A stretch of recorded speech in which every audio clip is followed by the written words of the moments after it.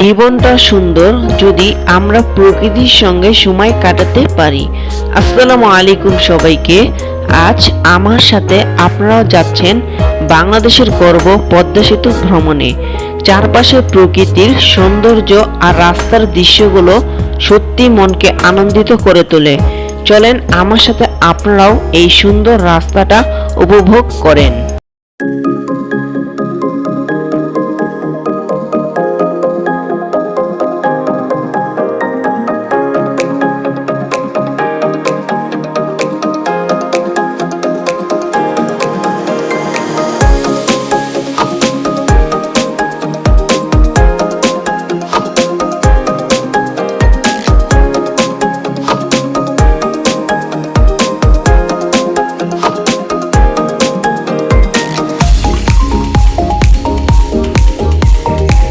আমরা নদীর ঘাটের কাছাকাছি চলে আসলাম।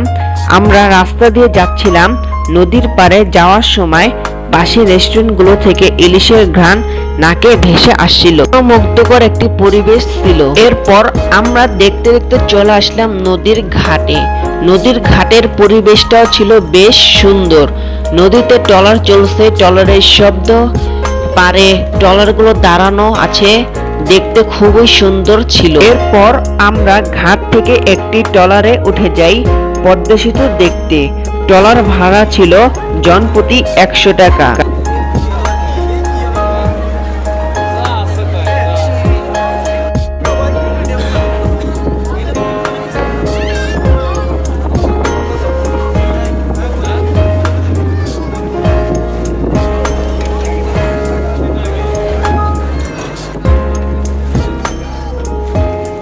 নদীর পাড় থেকে আমাদের ট্রলারটি ছেড়ে দিল পদ্মা সেতুর উদ্দেশ্যে। নদী, ট্রলার আর চারপাশের পরিবেশ সব মিলিয়ে এক অন্যরকম অনুভূতি। আর সেদিনকার পরিবেশটা ছিল বেশ সুন্দর। মেঘলা আকাশ, নদীতে স্রোত, খুবই সুন্দর একটা পরিবেশ। বলুন আপনারা এখন গানের সুরে সুরে এই নদীটি উপভোগ করেন।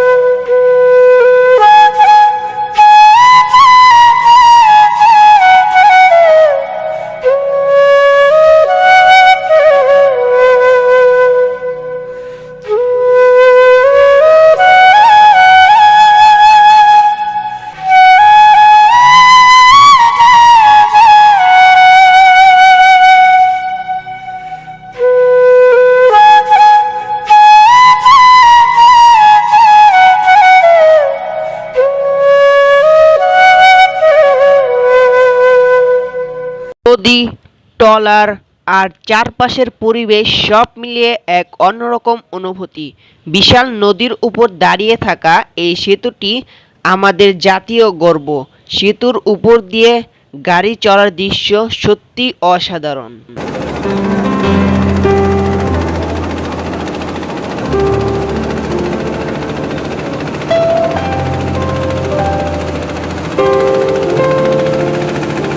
আমাদের ট্রলারটি পদ্মা সেতু দেখানো শেষ করে আবার তার নির্দিষ্ট স্থানে ফিরে যাচ্ছে।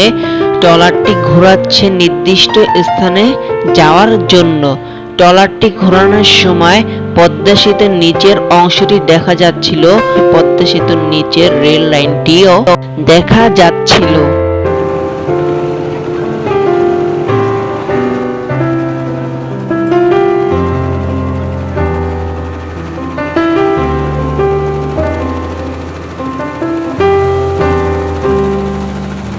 মানুষের ভিড়ও ছিল বেশ ভালো, কারণ সেদিন ছিল ছুটির দিন। ছুটির দিনে এখানে বেশ ভিড় হয়, মানুষ ঘোরাঘুরি করতে আসে। নদীর পাড়ে কিছুক্ষণ থাকার পর সন্ধ্যা নেমে আসে। আপনারা নদীর পাড়ে বিভিন্ন সিফুড আইটেমও পেয়ে যাবেন। কাঁকড়া, সামুদ্রিক মাছ, সিফুড থেকে শুরু করে যাবতীয় সব কিছু, এবং আপনারা নদীর পাড়ে ইলিশের দোকানও পেয়ে যাবেন, সেখানে আপনারা খেতে পারেন।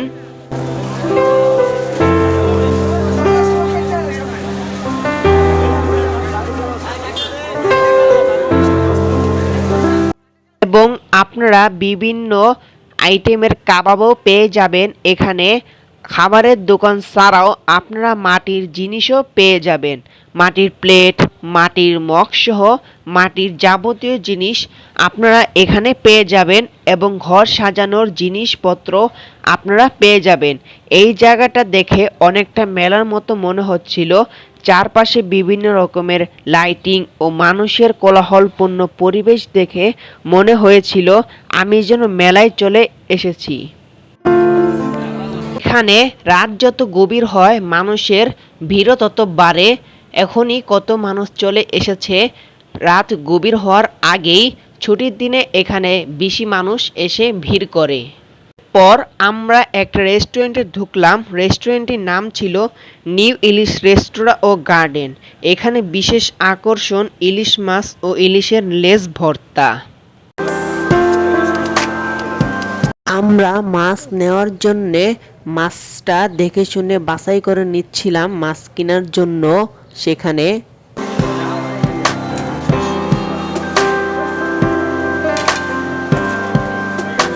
আমরা যে মাছটি নিয়েছিলাম সেটা কাটা হচ্ছিল, তাই আমি দাঁড়িয়ে দেখছিলাম আর আপনাদের দেখাচ্ছিলাম।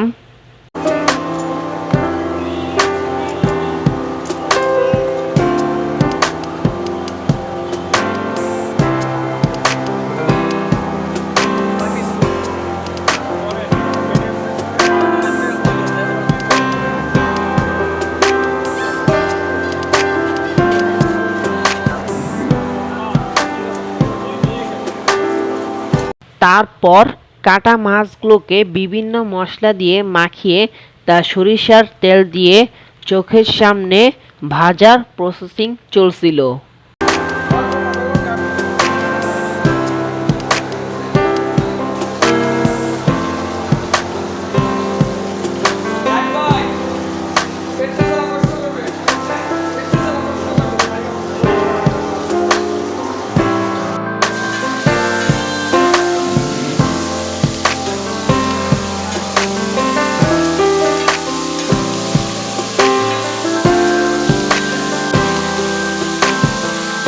আর আমরা যে মাছটি নিয়েছিলাম সে মাছটির মূল্য ছিল 900 টাকা।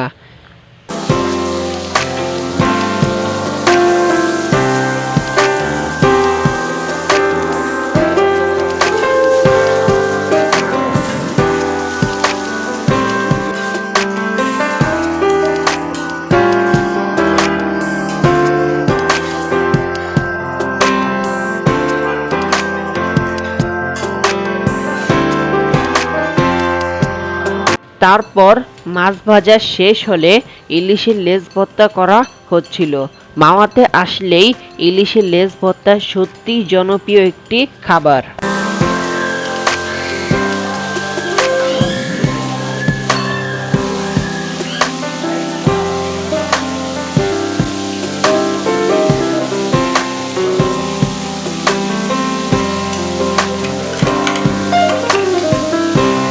এবার শুরু হলো খাওয়া দাওয়া। খাওয়ার সময় ভিডিও করা হয়নি, ছবি তুলেছিলাম। সেই ছবি আপনারা দেখতে পাচ্ছেন স্ক্রিনে। গরম ভাতের সঙ্গে ভাজা ইলিশ আর ইলিশের লেজ ভর্তা, স্বাদ এক কথায় অতুলনীয়। আর আমাদের খাবারের মোট বিল আসছিল হলো 1120 টাকা। আমরা খাওয়া দাওয়া শেষ করে পদ্মা সেতু থেকে বিদায় নিই। পদ্মা সেতু ভ্রমণ সত্যি মনে রাখার মতো একটি অভিজ্ঞতা। আমার ভিডিওটি যদি ভালো লাগে সবাই কমেন্ট করে জানাবেন, সবাই লাইক, শেয়ার আর আমার channel cooking with natural scenery subscribe করতে ভুলবেন না। আজকের মতো এখানেই বিদায় নিচ্ছি। দেখা হবে পরবর্তী ভিডিওতে। আল্লাহ হাফেজ। আসসালামু আলাইকুম ওয়া রাহমাতুল্লাহি ওয়া বারাকাতুহু।